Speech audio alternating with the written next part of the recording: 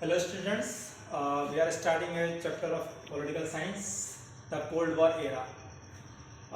We are discussing an ideology of in this chapter. We are discussed already ideology of communist and capitalist in previous class. Just I defined this topic. Basically, we know also capitalist ideology and socialist and communist ideology. जैसे हम लोग जानते हैं कि previous class में हम लोगों ने डिस्कस किया था capitalist socialist and communist ideology.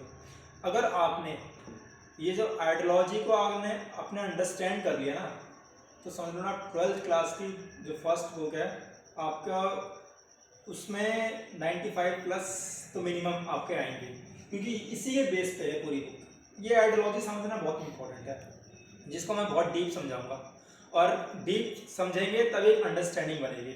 Previous class में मैंने तुम्हें जैसे मैंने बताया था कि आइडियोलॉजी का क्या फैक्टर होता है, कम्युनिस्ट आइडियोलॉजी, कैपिटलिस्ट और सोशलिस्ट। लड़ाई यहीं से स्टार्ट होती है कोल्ड वॉर है ना। First topic is the Cuban missile crisis, मतलब क्यूबा मिसाइल संकट। पहला है, देखो, Cuba was a ally of the USSR. Ally मतलब होता है, मतलब दोस्त टाइप, दोस्त समझ सकते हो आप, कि कहीं अमेरिका जो है और क्यूबा और सोवियत संघ, ये तीन देशों की बात हो रही है। देखो, ये क्यूबा जस्ट मान लो यूएसए है, यूनाइटेड स्टेट ऑफ अमेरिका एक देश है, इसके नीचे छोटा सा स्मॉलेस्ट कंट्री, छोटा सा देश है क्यूबा, लैटिन अमेरिका के पास।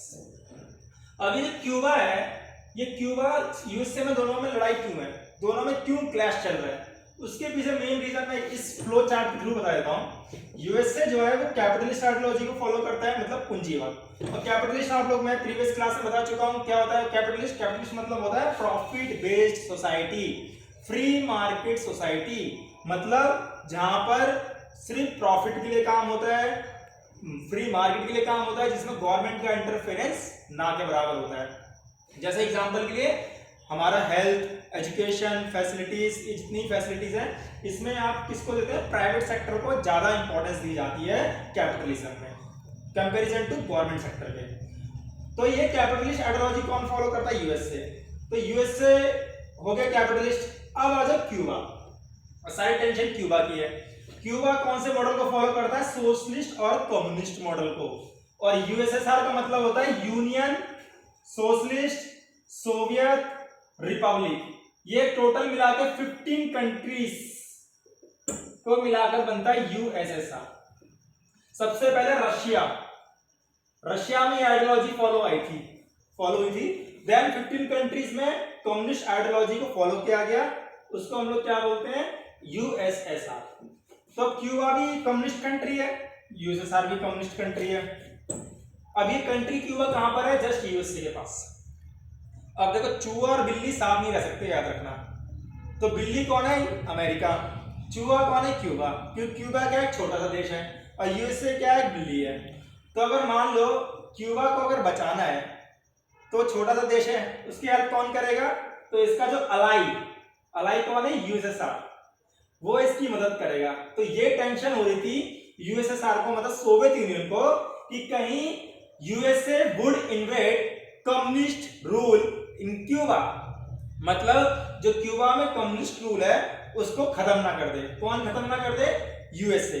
ये जो टेंशन थी ना, ये जो डाउट था सोवियत संघ के अंदर, इसी वजह से ये क्यूबा मिसाइल क्राइसिस हुआ। 1961 में टेंशन हो रही थी, किसको हो रही थी, Nikita Khrushchev was a leader of USSR after Joseph Stalin. तो क्या हुआ, अल्टीमेटली निकिता क्रुश्चेव ने 1962 में यहां पर एक न्यूक्लियर मिसाइल फिट कर दी, कहां पर, क्यूबा में।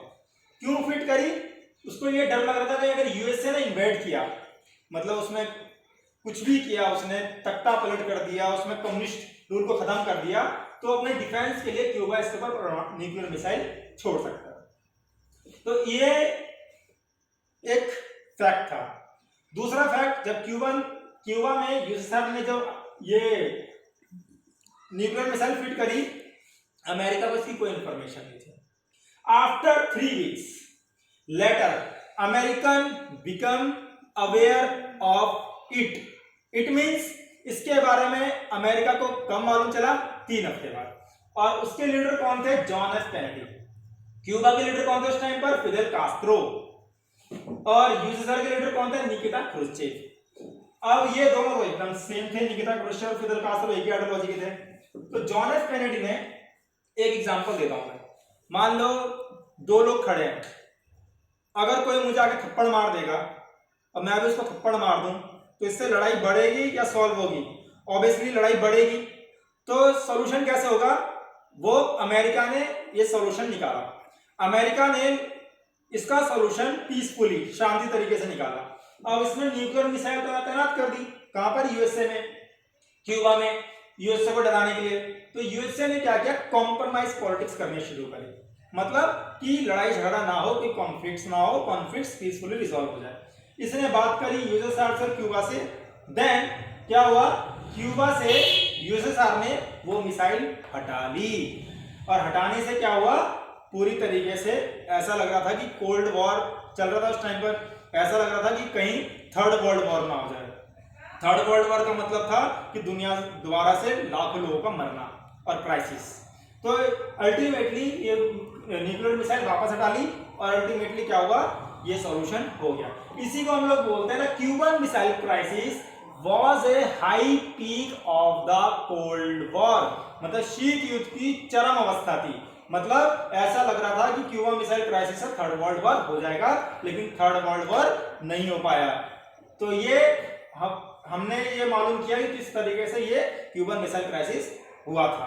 अब आगे हम दूसरा टॉपिक स्टार्ट करेंगे, उसका नाम है first world war, second world war. मैं तुम्हें बता देता हूं कि फर्स्ट वर्ल्ड वॉर कब हुआ था? 1914 टू 1918। सेकंड वर्ल्ड वॉर कब हुआ? सेकंड वर्ल्ड वॉर हुआ 1939 टू 1945। 1939 टू 1945। अब क्वेश्चन ये होता है कि second world war two groups के बीच में हुआ था। कौन थे? Allies and axis power. Allies power and axis power, इन दोनों के बीच में लड़ाई। हिंदी में बोलते हैं इसको धुरी राष्ट्र और मित्र राष्ट्र। धुरी राष्ट्र एंड मित्र राष्ट्र। अब मैं जैसे एक चीज मैं तुम्हें बता देता हूं, इसमें बहुत सिंपल सा, इसमें एक चीज याद रखना आप लोग हमेशा कि ये जो सेकंड वर्ल्ड वॉर हुआ है दो ग्रुप के बीच में हुआ है। अलाइस पावर, इसमें कौन था? Germany, Japan and Italy. दुनिया में इन दोनों देशों को भूल नहीं सकता है, जर्मनी एंड जापान, इटली को। क्यों? इस समय लीडर कौन था इनका? हिटलर। और हिटलर का नाम जो बच्चा जानता, आप जानते हैं। इसका लीडर था मुसोलिनी। मुसोलिनी का नाम बहुत बच्चे नहीं जानते, लेकिन हम इसके जारी करते हैं। हिटलर कौन सी आइडियोलॉजी को मानता था? नाजिज्म, और ये फासिज्म, मतलब फांसीवाद और नाजीवाद। इसमें क्या होता है? One party rule, one leader rule.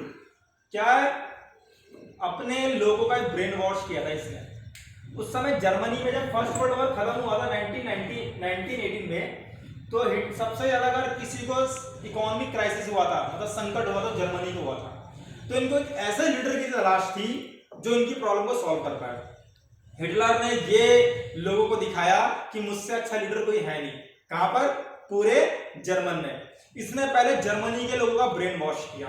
जो भी जर्मन में जो भी हिटलर के अगेंस्ट बोलता था, जैसे ज्यूज हो गया, अलग कम्युनिटी के लोग थे, उनको इसने गैस चैम्बर से मरवा दिया या उनको देश से निकाला दे दिया। इसने नेशनलिज्म की भावना पैदा कर दी थी। नेशनलिज्म मतलब होता है राष्ट्रवाद, कि भैया मैं एक ऐसा लीडर हूं, मतलब लोगों के मन के अंदर ऐसी भावना पैदा कर दी कि मैं ही सबसे बड़ा लीडर हूं। ठीक है, मैं जो कर रहा हूं वही ठीक है।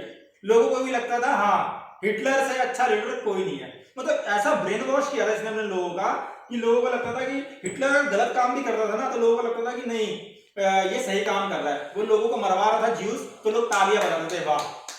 ये जस्ट मैं नॉलेज के बता रहा हूँ कि लोगों को जब ये, जैसे मान लो हिटलर बोलता था कि आर्यन सबसे महान है, हिटलर जर्मनी में, और जो ज्यूस थे, यहूदी जो दूसरी कम्युनिटी थी, उनको मरवाते थे ये लोग, तो लोग ताले बजाते थे, सैयद को मार दिया गया। तो ये जो आइडियोलॉजी से ब्रेन वॉश किया था, लोग सपोर्ट करते थे, इसी को बोलते हैं फासिज्म एंड नाजिज्म। और ये ही लड़ाई लड़ रहे थे, किसके खिलाफ लड़ रहे थे ये लोग? एक्सिस पावर के। सबसे बड़ी गलती कर दी थी इसने, किसके खिलाफ? एक तो था एक्सिस पावर। अब एक्सिस पावर में हम लोग जानते हैं कौन सी कंट्री है। एक्सिस पावर में जो कंट्री है वो है आपका USSR, USA and Britain, France. बहुत बच्चे पूछ सकते हैं कि ये तो लड़ाई अमेरिका और सोवियत संघ में लड़ाई हो रही थी, आज तो दोनों दोस्त कैसे बन गए? वो अलग टॉपिक में हम डिस्कस करेंगे। लेकिन अलायंस और एक्स, इन दोनों ग्रुप के बीच में लड़ाई थी, second world war. Ultimately defeat कौन हुआ? ये तीनों। ये सिर्फ इसमें जो सबसे इंपॉर्टेंट जो रोल था वो था यूएसएसआर का। अगर हिटलर ने ये गलती कर दी थी, उसने ना रशिया की कैपिटल है मॉस्को, इसके ऊपर अटैक कर दिया था। और उस समय लीडर कौन था? स्टालिन। तो स्टालिन जो लीडर था उसने क्या किया? पूरी तरीके से हिटलर के अगेंस्ट में वॉर स्टार्ट कर दिया। और स्टार्ट करने से क्या किया कि हिटलर को उसी के घर में, रशियन मिलिट्री का नाम था रेड गार्ड, घर में घुस गई थी हिटलर के, उसने अपने आप को गोली मार दी। मुसोलिनी भी हार गया। जापान के ऊपर बम गिरा था अमेरिका ने, हिरोशिमा नागासाकी पर, तो इसलिए जापान ने भी सरेंडर कर दिया। सरेंडर करने के बाद बम गिरा दिया अमेरिका ने। इसकी बहुत क्रिटिसिज्म भी हुई थी, आलोचना भी हुई थी कि अमेरिका को बम नहीं गिराना चाहिए जापान में, पॉजिटिव भी थे नेगेटिव भी थे। तो इस तरीके से ये डिफीटेड एंड ही वॉन, ये जीत गया ये ग्रुप और ये हार गया। तो ये एक्सिस पावर यहाँ पर जीत हो गई। और 1945 में सेकेंड वर्ल्ड वॉर खत्म हो गया। सेकेंड वर्ल्ड वॉर 1945 में खत्म हो गया। और क्या स्टार्ट होता है? कोल्ड वॉर, मतलब जिसको हम हिंदी में बोलते हैं शीत युद्ध। इसको हम लोग नेक्स्ट क्लास में पढ़ेंगे, शीत युद्ध को। कोई भी डाउट्स हो तो आप कमेंट्स लिख के मुझे बता सकते हैं, और कुछ समझ में ना आए तो आज हम ये क्लास यहीं खत्म करते हैं। धन्यवाद।